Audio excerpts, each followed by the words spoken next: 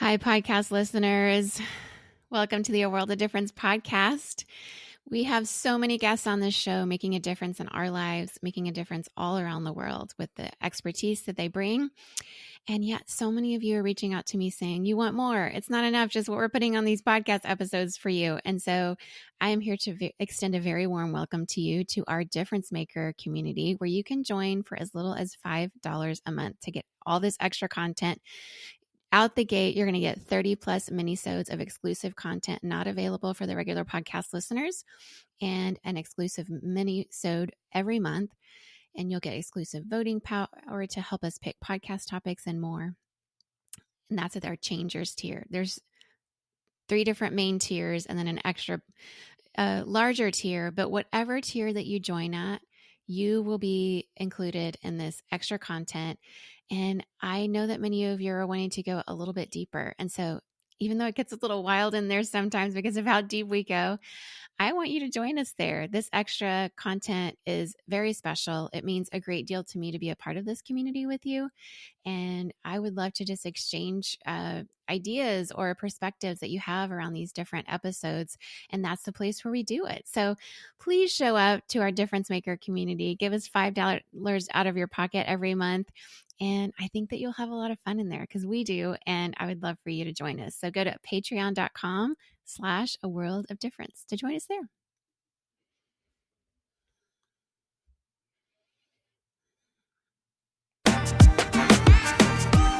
Welcome to the A World of Difference podcast. I'm Lori Adams Brown, and this is a podcast for those who are different and want to make a difference. Happy International Women's Day to every woman around the world. And if you're a man or a boy listening to this, please find the women in your life and wish them a very happy International Women's Day. Today, we have a very special guest. Allyson McKinney Timm is the executive director and founder of Justice Revival. And I met her as I was coming onto the board where I serve with her and some other incredible women as we work toward all kinds of initiatives, such as the Faith for ERE campaign. And she's going to be talking to us today about her experience in the Senate very recently. We recorded this interview just a couple of days after she was at a Senate hearing on the ERA. She's going to share a little bit about that. But just so you know who she is, Allyson is a human rights lawyer, a scholar, and a faith leader with 2 decades of experience where she has been defending the dignity and rights of those on the margins, both in the United States and globally. Her work promoting justice and equality has spanned the nonprofit, private, and academic sectors. After she founded Justice Revival in 2017, Allyson was named one of 10 faith leaders to watch by the Center for American Progress the following year. She's had writing that's appeared in Christian Century, Sojourners, California Lawyer, The Independent, USA Today, Yale Divinity School's Reflections Magazine, and many others. As the Robert M. Cover Allard K. Lowenstein Fellow in International Human Rights at Yale Law School, Allyson taught and supervised students in the Lowenstein International Human Rights Clinic, investigating and analyzing issues such as early and forced marriage, human trafficking, religious liberty, and human rights to education and housing. And while she was at Yale, she co-taught an undergraduate course in human rights, where as you will hear in this interview, she is a huge advocate for human rights. She studied both at Yale Divinity School, and she also has been, she worked here in San Francisco, or the Bay Area where I live, as a lawyer, and then ended up in IJM with helping with directing their field office in Uganda, where she started working with many widows, learning to explore what it meant to work for their rights in a place like Uganda. And she has shared with us her story of being back in the United States and realizing so much work needed to be done here in the U.S. related to human rights, and especially getting people of faith around that, which is where in a coffee shop on a napkin, the Justice Revival was born. But yes, she studied at Yale Divinity School. She has an MDiv from Yale. She studied for her law degree. She has a Doctor of Law from Georgetown, and she also has an MBA from Georgetown. So she's very skilled in many areas, theology, law, and just her international experience. And while she was at Yale, she co-taught an undergraduate course in human rights and served as a guest speaker and consultant on issues at the intersection of human rights and religion. During her time in New Haven, like I mentioned, she earned her Master of Divinity at Yale, and she also co-led the Women's Center and organized a symposium on campus sexual assault. This is a woman who cares very deeply about justice, but it's been born out of her faith. And her also experience around the world of seeing human rights abuses. And then also here in the United States, you are in for just such a treat today. I am so thrilled to welcome my friend and a spectacular human being to the show today, Allyson McKinney Timm. A very good morning to you, Allie. Welcome to the A World of Difference podcast today. Good morning, Lori. It's great to be with you. Thanks for this invitation. Well, you're welcome. We're on opposite coasts today, but we are on the same page in our minds and hearts about what we're going to talk about. It's the beginning of Women's History Month, and we're celebrating International Women's Day. And it's just so incredible that it worked out for us to have this conversation at such a time as this, because there's so much going on around women, both globally and in the United States. And your heart really beats for justice, and you have a very special role, and that's how I met you. So I'd love for you to tell our audience a little bit about you and Justice Revival and its mission. You know, what are some of the reasons that you founded Justice Revival? Well, thanks, Lori. Justice Revival, as you know, is a diverse and inclusive Christian ministry with a mission of inspiring, educating, and mobilizing Christian action to support the human rights of all people. We do have a domestic focus on justice issues within the United States. A lot of Justice Revival's work over the last 6 years has been creating innovative Christian education on human rights that we've shared in churches and seminaries across the country, and also convening and leading an interfaith campaign for women's rights and gender equality in the U.S. Constitution. And I'm so delighted that you are a part of Justice Revival through your service on our board of directors, and really grateful and feel privileged to be colleagues together in this work. Aw, thanks. Me too. It's such a beautiful work. It's such a rare space to see justice come together in the U.S. in the way that you've created around Justice Revival, and bringing people of faith together around it. And I think about this, week that we're celebrating International Women's Day. And I'm curious to know, what do you believe are really the most pressing issues facing women today, both here in the United States and globally? That's an important question. When I think about issues facing women globally and in the US, first of all, it takes me back to my overseas experience because, like you, Lori, I've spent some chapters of my life and work in other parts of the world. For me, that's been sub-Saharan Africa, where I worked in Uganda and various other countries throughout the region, always on gender-based rights violations. Before founding Justice Revival about 6 years ago.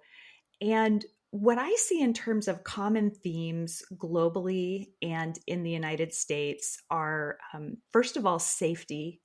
There is an ongoing need to address problems of gender-based violence, sexual and intimate partner violence in particular, which affect still staggering numbers of women globally, and also in the US, where 1 in 3 women are affected. I see concerns about provision, women being able to earn a livelihood and take care of their families. That is always a foremost concern for poor and low income women. And it's an important matter when we talk about sex discrimination, because that's where women get hit very often.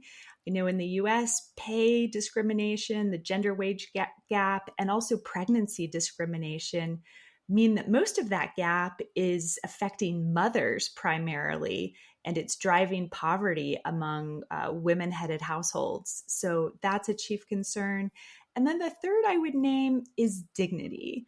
I think there is a shared struggle for dignity that looks different in different cultures. Sometimes it's addressing harmful cultural practices like female genital cutting or circumcision, like abuse of widows, the issue that I addressed in Uganda, other types of those harmful practices, or it might look like sexual objectification of women in the media or the prolific pornography industry that has all sorts of harmful aftershocks when we think about women's lived experience and struggle to just be treated as human and to be treated as equal. So those are three important issues that I think affect every country in the world and are certainly a very live struggle in the United States as well. Yes, unfortunately, it's true. For those of us who've done work with women around the world, we've seen all kinds of things. And yet, if we're honest, we're seeing all kinds of things here in the United States, although we often want to point fingers elsewhere. We certainly have much, much work to do here. Which brings me to my next question for you, which is that you recently submitted a Faith for ERA written testimony at the Senate Judiciary Committee's hearing on Equal Rights Amendment very recently. And so I'd love for you to explain, what the ER is and why it's important to enshrine equality in the U.S. Constitution. So, the Equal Rights Amendment to the US Constitution, because I know you have a global audience, so a lot of folks may not know this issue if you're outside the US, but this is a proposed reform or addition to our national constitution. We have a very old constitution. And at the time it was created, women were not nearly treated as equal citizens. Women didn't have the right to vote. Women didn't enjoy many rights of citizenship. In fact, women had status closer to property than to citizens under our common law heritage, sadly. And so this is a reform that's really needed to correct that clear injustice. It's a reform that's needed in order to afford women a basic equality of citizenship rights. The reform is very brief. It's a very short amendment. And I can even tell you the relevant language. It simply says equality of rights under the law shall not be denied or abridged by the United States or by any state on account of sex. And this is a very basic sort of provision. Every constitution adopted following World War II has some sort of protection against sex discrimination or some provision for women's rights. And we're one of a few countries that lacks this. So it's important as a matter of principle to begin with, thinking about equality as a foundational principle of justice.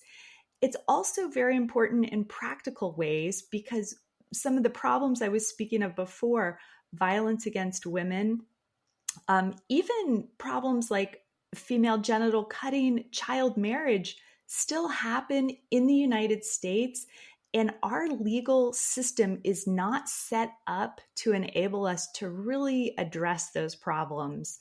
So we've seen some important laws on violence against women and genital cutting struck down by our Supreme Court because the court said there's no basis in the Constitution for our Congress to legislate on those issues. So, one of the really clear benefits of the ERA is that it explicitly empowers Congress to take legislative action to ensure women's rights are protected. It also provides a new standard, a new guideline for courts to use, including our Supreme Court, when they're assessing similar issues and cases that come before them. So we think it's long overdue. It's been 100 years in the making, actually. This year is the 100-year anniversary of the introduction of the ERA by a suffrage advocate, Alice Paul, way back in 1923. It's been 50 years since our Congress passed the measure that's under consideration now. And what better time to finally bring it to fruition and bring the United States into the democratic 21st century mainstream? Yes, absolutely. When you explain it like that, I think it feels so cut and dry. Why in the world would the US government not have passed this 100 years ago or even 50 years ago? And why is it 2023 and we're still struggling? And so the reality is, in the history, there have been some opponents such as Phyllis Schlafly, and there's currently opponents to this ERA that, are arguing it's unnecessary or it could have some unintended consequences. So how would you respond to those concerns that have been raised? Well, you mentioned two objections that have been raised and continue to be raised. Let me take both of those. One, the idea that it's unnecessary, I think that is really detached from the reality of women's lives, period. And that falls flat, and it sort of signals how out of touch folks are when they're saying, we don't need this, we already have rights. By the way, if people valued equality, there wouldn't be a problem with saying it explicitly. So the idea that we already have rights, A, is not true, and B, is not actually logically relevant. But the facts tell us 1 in 3 women faces violence in the United States. 1 in 5 women faces rape. 1 in 3 face sexual harassment in the workplace. There have been some 300,000 child marriages in recent years in this country. There are 500,000 women at risk of female genital cutting in the US. Women only make 82 cents on the dollar compared to men for the same labor. Every child a woman has leads to about a 7% wage penalty, economists estimate. The pandemic set women back another decade in terms of workplace equity. And I could go on. So there's really a long list of ways women suffer the harms of injustice, sometimes violent, even lethal injustice. And so we need to do everything possible. Now, the ERA isn't a panacea. It's not an overnight fix to all of these complex problems, but it's an essential and necessary starting point. It's no one's saying that it is going to finish the job, but it's what we need just to get out of the gate and to get serious about tackling these problems. Now, you mentioned a second objection, which was, would there be unintended consequences? And this is really timely because I was just in a US Senate Judiciary Committee hearing on Tuesday. They had a public hearing, and a Republican member of the Senate raised this objection. But I think this too is misguided. Here's why. There is a general consensus among scholars that part of what the ERA would do is raise the bar on sex discrimination. That is to say, make it harder for the government to use sex as a basis to discriminate in a law, for instance. Now, currently, we have a constitutional provision that provides some protection against sex discrimination. This is the Equal Protection Clause. It just doesn't protect women equally, ironically. But part of what the ERA would do would be to raise the standard so sex discrimination is really scrutinized as closely as racial or religious discrimination.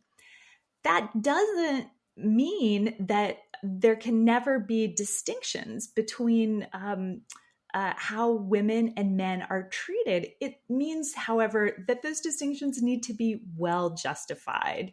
They need to serve a compelling interest, but it doesn't eliminate the possibility altogether. And so when I heard this senator raising this objection, I thought it was a little disingenuous, even because those who follow the court will know it's constantly sort of balancing one consideration in relation to another. And something like the ERA just means that it considers women's rights equally alongside those of men, but there can still be other important considerations that are part of the analysis, whether it's religious freedom, whether it's an important concern like the privacy that that we have in sex-specific bathrooms or prisons. Even if we want to talk about women's and men's sports, I mean, a court can still weigh various considerations. It's not like putting its head in the sand, and it's certainly not saying that men and women are equivalent or that there's no distinction between us, as if the law could even do that. It's a broader principle. We're equal in dignity. We deserve equal opportunity and rights. And within that, there's a lot of discretion. Yeah, well put. There is a lot of fear out there, a lot of narratives that have been throughout the history of the ERA to attack it from my perspective. Bathrooms, right, have been a part of it. And women in combat has been a part of it early on in terms of why people thought we shouldn't, in the Phyllis Schlafly days, that was a lot of the narrative going around, right? And so it is so important to understand what it will and won't do and not fall prey to some of the narratives that, especially with social media now, which 50 and 100 years ago was not a part of it, really can raise the blood pressure and cause a lot of emotion and fear around the issue. And so, yeah, I'm sure that was all flying around in the Senate because that's what happens in our Senate, unfortunately. You're right. You're absolutely right, Lori. And yes, a lot of those objections are lodged in this sort of culture war drama that is playing out, that always has a dimension of how people are using or interpreting religion. Um, by the way, you asked early on about why I started Justice Revival, and it feels relevant to mention here that part of the impetus was seeing that um, Christianity too often gets invoked, really sadly, to oppose human rights rather than uphold it. Whereas there is such a strong basis in Christian scripture, in tradition and history to acknowledge, to respect the dignity, the worth of all human siblings on this planet, and to do that by respecting their human rights. And it just seemed that that case is so strong, but too often it doesn't get heard. It gets drowned out by those who are afraid of inclusion and afraid of equality, things that I know you care about a lot and talk about on your podcast here. But that fear of a more diverse, inclusive, egalitarian society, that's exactly what has driven opposition to the ERA for the last 50 years at least.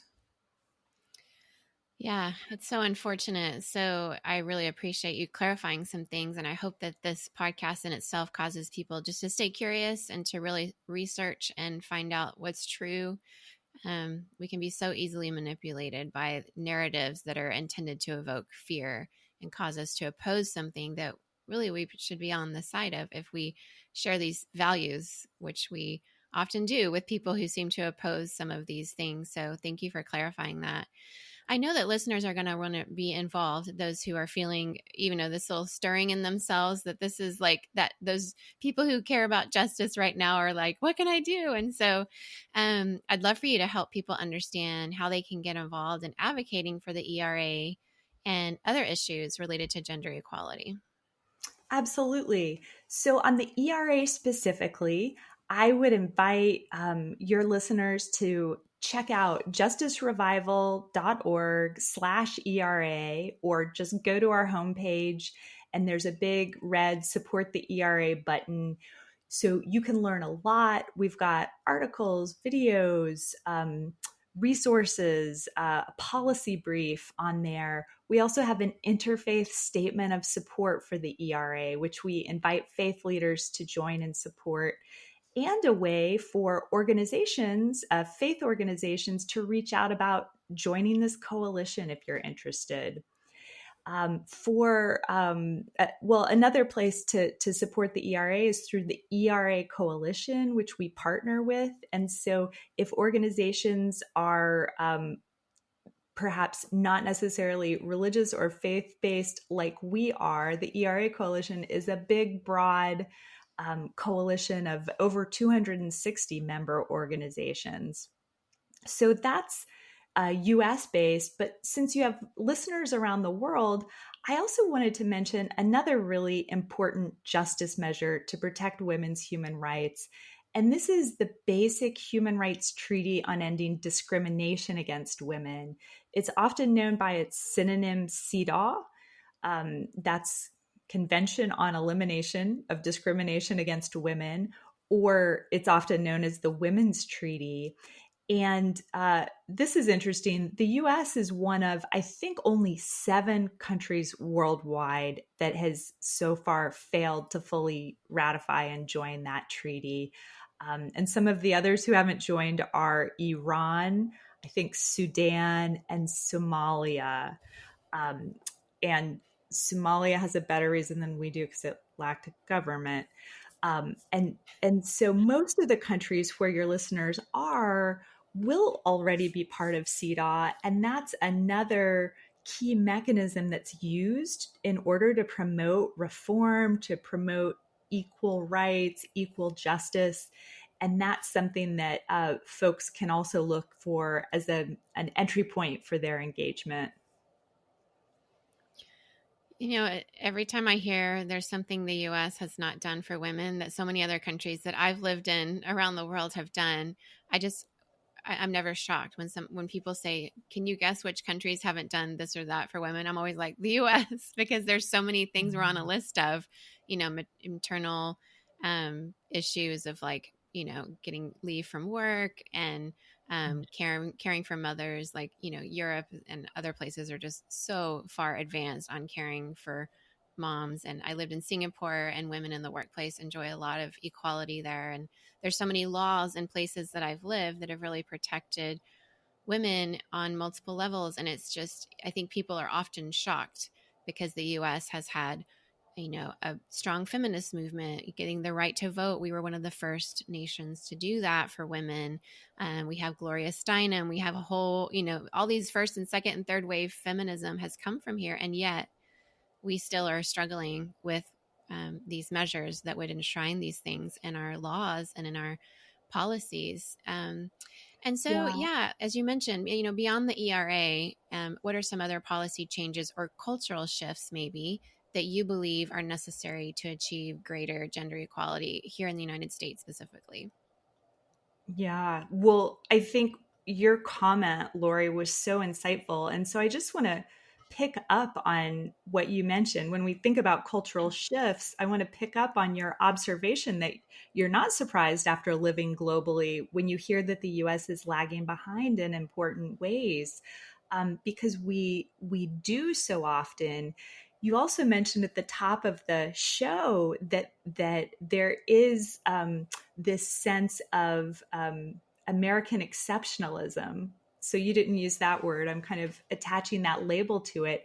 But I agree that there is a sort of an American tendency or desire to think of ourselves as a world leader on human rights. And that stands in real tension with a way we resist accountability and resist commitment in important ways. And that too was part of what inspired me to think about forming a human rights organization that has a domestic focus, because the value that comes up for me there is thinking about taking the plank from our own eye first. So thinking about being truthful, being honest, being accountable, and clear-eyed about what's happening in this democracy, in order to enter into a global conversation with greater integrity. So that's one cultural shift that I would like to see. I would like to see Americans thinking about how to do human rights here at home.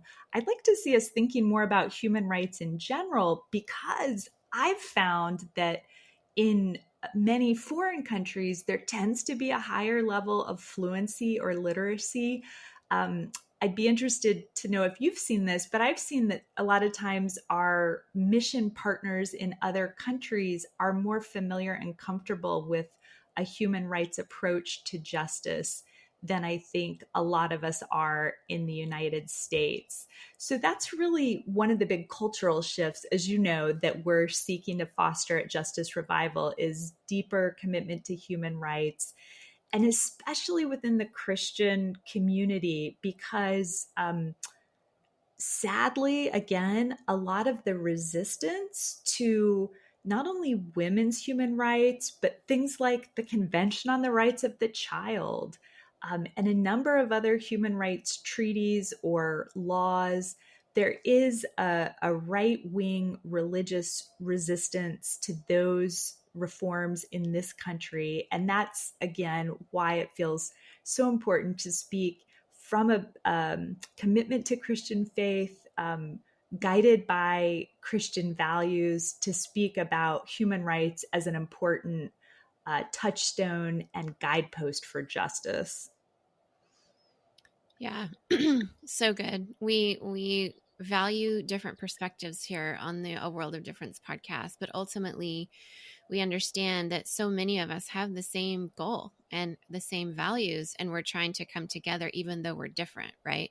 And so whether you're Catholic or Protestant, evangelical, white evangelical, I think that we can center, as you mentioned in the beginning, about how your Christian faith has taught you what it means for the dignity of a human life, that we're all siblings on this planet. And I hope that's something we can keep in mind as we listen, even if it, the nuance may sound different for each of us, right? And so, but with Justice Revival, I'd be interested to know, what are some of the biggest challenges that are you're facing as you lead Justice Revival, and maybe similar organizations that are working towards social justice. How specifically could individuals and communities support this work? Hmm. So, some of the challenges I think that we face and other organizations like ours, one would be raising awareness about the work we do in the media. A lot of times, those who are protecting the status quo or trying to resist justice reforms tend to be bigger, better funded, more institutionally connected with the media. And so we are in a bit of a David versus Goliath at times on that front. Another positive challenge we always have is just identifying like minded leaders who might want to join us, be part of this cause, and help to lead and grow and cast the vision for the organization. I was so glad that we met you through this work along the way and that you came on board last year. And we're just hopeful to continue growing this circle of good people who are ready to lead. And then the third challenge I would mention, I think always in ministry and nonprofit work, is we raise the support, the financial support year after year. We do that each year, and God has really blessed us and has grown this organization year over year. And it takes a lot of faith, as I think you can appreciate and relate to as well. And so, if people are looking for just a ready way to lend their support, that's also a way to be part of this by making a gift if you're moved to do that and in a position to do that. Yes, it's such a great organization to support. I can vouch for this. So please check out justicerevival.org and find out ways that you can support. We just finished a few months ago our year-end giving campaign, and it was a joy just to connect with people who've supported Justice Revival for many years and talk to some new people as well. There's a lot of momentum right now, and it's very exciting, especially around what's happening with the ERA. I wanted to know, as somebody who's studied both theology and law, which is an interesting and unusual combination, maybe especially for a woman, how do you think your different professional experiences inform your approach in advocacy and activism? Hmm. Well, I started on the law side, and that was a subject I studied as a young person in my early and mid 20s. So I feel like that gave me a strong professional framework that is still very influential. And law is great in sort of the logical rigor, the analytical components. It it does also involve like a lot of interpretive methods. Like sometimes when we read the Bible and we use different methods, law brings that dimension too, and some room for creativity. Um, so I love being a lawyer, and I've always really enjoyed the approach that I've learned through the legal profession. Um, Also, getting into this work as I did, leading a field office in Uganda where we worked with widows and orphans and defending their rights against attack by more powerful people in their communities, I really saw on a very human level, firsthand, up close, how high the stakes can be when any group of people faces discrimination, faces violation of their rights. So I really carry that with me, like a sense of what the human cost is. When we're talking about discrimination against women, um, sometimes in the ERA debate, people speak as if it's a luxury, but it actually, when you get down to it, I mean, this affects people's ability to survive and feed their families and just get by and to be safe and to live without fear. And so it hit home for me, and that experience has never left me. So when we think about theology, I'm very interested in understanding the practical, pragmatic side, thinking about social ethics. It's harder for me to get too excited about very theoretical approaches unless it feels meaningful to someone whose life is on the line. Mm, so true. I love how your perspective on theology and law has come together to help all of justice revival be born. And there may be people out there who are wanting to birth something too, that are feeling their expertise is can come together for something great. What advice would you give to people who are interested in promoting gender equality and social justice, but they're unsure kind of where to start or how to make a difference? Uh, the first thing I would say is trust that instinct, trust that still small voice.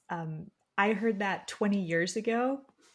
And so this effort of justice revival, it flowed in part out of, I think, I want to say a long obedience in the same direction. For me, that was my story.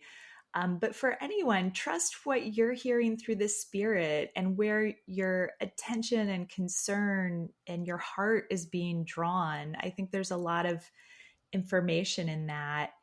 I would suggest rooting yourself in a faith community that can hear and share and support you in those concerns. So, if an issue is deeply important to you, it will probably help to be connected with a community that is either already engaged or can really understand and support you as a champion of that issue, whether it's gender equality or another justice issue.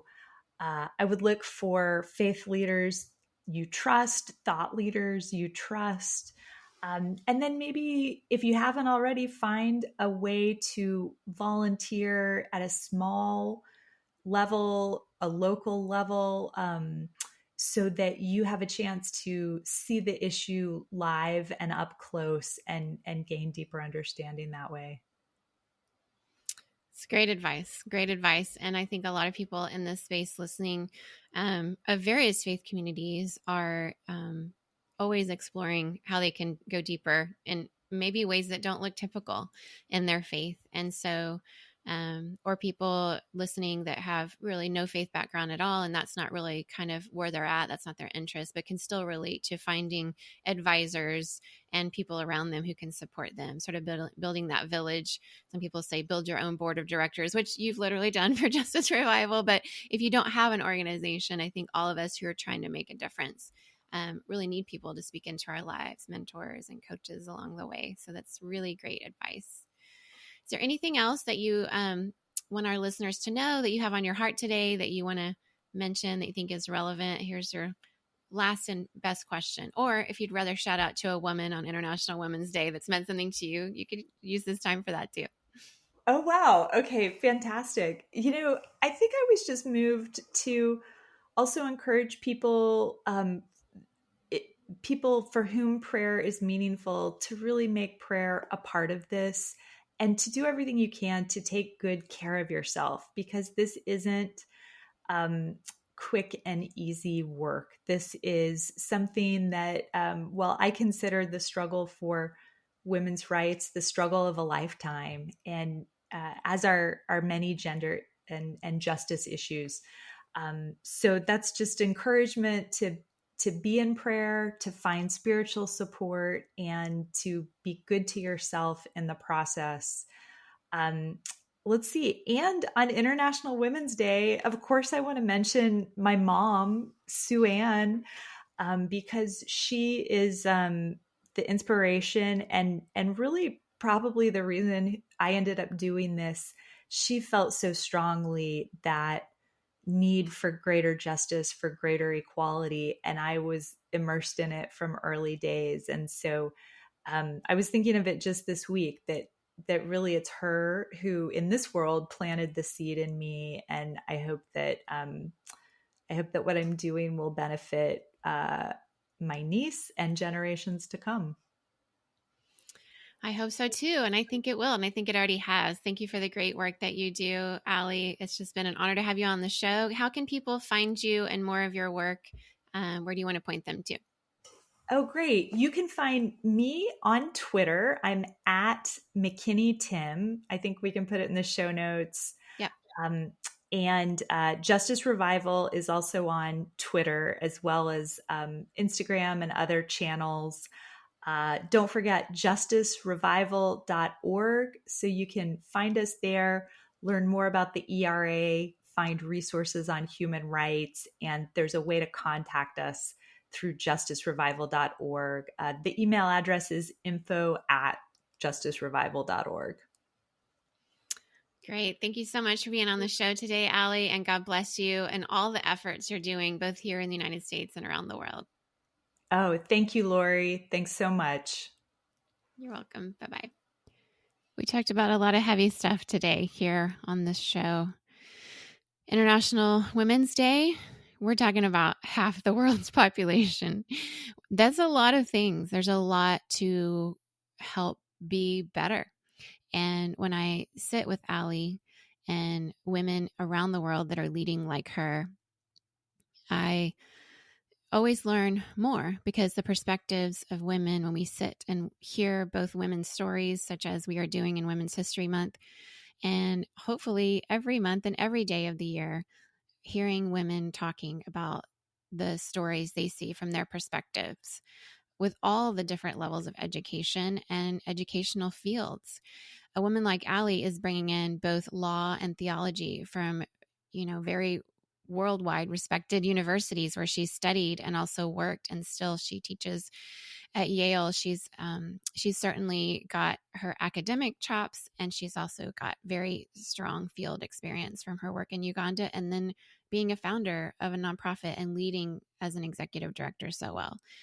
Being on her board, I can vouch for the fact that Allie is one of those rare people that is full brain and so much heart. And I have just been so blessed to be on the Justice Revival board with her and working alongside her for the initiatives to help women in the United States and also around the world. As this podcast release, I'll be in Abu Dhabi for International Women's Day with all kinds of women around the world and learning from them. If you follow me on Twitter and maybe some of what I post on Instagram and Facebook, I'll be posting updates there. But I just want to encourage all of us to find just one thing. Maybe there was one part of what Allie shared today that really just kind of motivated you or made you upset. You felt the pain of it. There was something that just, you felt it somewhere in your body. That's not right. And if that was something you felt, I just encourage you to just take one step forward. Maybe it's reading a book or listening to the story of a woman who's experienced something that she mentioned. Maybe it was domestic violence. Maybe it was the female genital mutilation, like she mentioned. Maybe it was, issues around protecting women in faith-based spaces from being abused or letting their stories be heard instead of silenced and buried and discredited. And being called Jezebel, which we often see. Maybe it was just helping organize around the ERA campaign, contacting your person in Congress that represents you to let them know your thoughts and how you want to be a constituent, which is a very powerful position in America.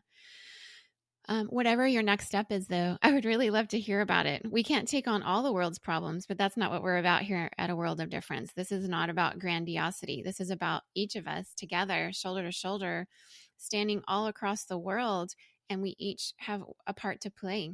And we each of us taking one step forward together is a lot of steps all simultaneously at once.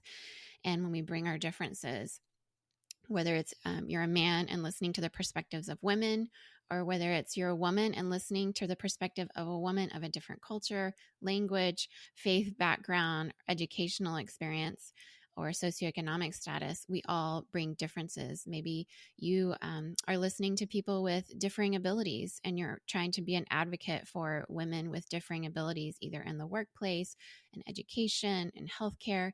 There's so many ways to get involved. And I would just love to hear what you're feeling like your next step is today. Once again, we have no possibility of each of us solving all the world's problems. But when we each take a little step forward, you would be surprised how encouraging it can be to share that with others. And I believe that courage is contagious. So maybe you just don't feel like you have the courage today. So if that's the case, I would invite you into understanding that the word courage comes from the root word related to heart. So the word for heart in Spanish is corazón. In French, it also has a CO kind of beginning. And so this root word of heart and courage being together, it's bringing our feelings into it. And that can be really hard to do. But when you experience the feelings of others and that gives you that courage, maybe that's where you need to start. So jump into our Patreon community where we're going to go a little bit deeper with Allie, where she talks with us about her mom and how her mom inspired her. And that kind of courage, I think, that she got from her mom really was contagious. And shout out to Sue Ann for inspiring Allie to be the incredible woman she is, working for women's and humans' rights all around the world. So I would invite you and just extend a very warm welcome to you into our Patreon community. You can go to patreon.com/a world of difference. As little as $5 a month. You can join us and be in there with all of our merch as you stay with us for a little while and join into these conversations and exclusive episodes. But you can also just check us out on Twitter.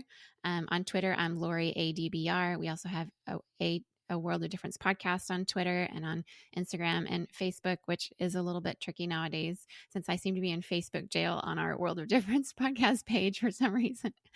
But our Facebook group is still there. But you'll find me a little more active on Twitter if you want to join in the conversation about what your next step is for International Women's Day, for Women's History Month, for working for human rights, whatever your next step is that you came out with today. Would love to hear about it and love for that to inspire other people who are needing a little bit of courage and to help that courage be contagious. Well, this has been an incredible podcast. Thank you so much for joining us today. You are making a world of difference wherever you are, and I'm so glad to be in this community with you. Let us hear from you, and we'll talk again next week. Bye, everyone. As we're finishing this episode, if you're thinking, I really wish I could learn more or go a little bit deeper. Well, that's what our Difference Maker community is for. I would love to welcome you in to join the rest of us there. Once again, it's only $5 a month to join, the price of a latte at your local coffee shop. You can join at our Changers tier. Difference Makers is a community that really means so much to me. It's very special because each time I have a guest on the show, I record something outside of what we give to just the regular podcast audience, where we go a little bit deeper. And then I post those video episodes in this community and we can discuss them. But also at the very beginning tier, which is our Changers tier of this community, you'll get exclusive voting power and help pick podcast topics that give us, more of what we want from your perspective. You'll have access to exclusive 30 plus mini-sodes that aren't out there for the general public. And you'll get every month an exclusive monthly bonus mini-sode. At our Groundbreakers level, which is $10 a month, you can join and get all of that, but also priority access to submit questions to the podcast. And you'll get an additional 2 exclusive monthly bonus mini-sodes. And at our Trailblazers tier, which is $15 a month, the price of 3 lattes a month, you can get all of that, plus also 3 exclusive monthly bonus minisodes, and a patron shout out. So I would love for you to join us at any of those tiers. It'll help you come into this community, be in the midst of all of us, other difference makers, and we'd love to hear your perspective. I certainly would. It's a place to engage more with me and the audience around what you like, what you're resonating with, and once again, go deeper with each of our guests. So please join us in this membership community. I would love to hear your perspective and love to share this extra content with you. So show up at patreon.com/a world of difference. America. We are endowed by our Creator with certain unalienable rights: life, liberty, and the pursuit of happiness. At Grand Canyon University, we believe in equal opportunity, and the American dream starts with purpose.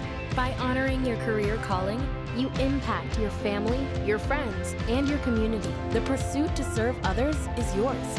Find your purpose at Grand Canyon University. Private, Christian, affordable. Visit gcu.edu.